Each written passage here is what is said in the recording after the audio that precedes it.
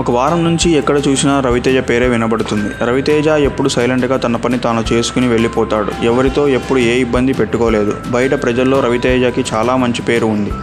మంచి family entertainment స్టోరీలతో మనల్ని ఎప్పుడూ ఉల్లాసపరిచే రవితేజ వారం కింద జరిగిన రవితేజ తమ్ముడు భరత్ రోడ్డు ప్రమాదంలో మృతి చెందాడు అని మనకు తెలిసిందే. ఆ ప్రమాదం జరిగినప్పుడు నుంచి ఎక్కడ చూసినా ఏ సోషల్ మీడియాలో చూసినా రవితేజ పేరే వినబడుతుంది.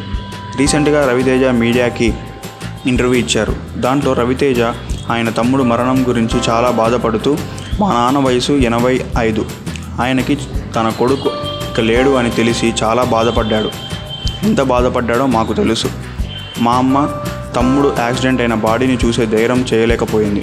ఆ టైంలో నేను మా అమ్మ నాన్నని వదిలి ఒంటరిగా రావడానికి భయం వేసింది. అందుకే నేను రెండో తమ్ముడు రఘుని మా బాబాయ్ని దగ్గర ఉండి చూసుకోమని పంపాను అని మీడియా ముందు తన బాధని చెప్పాడు.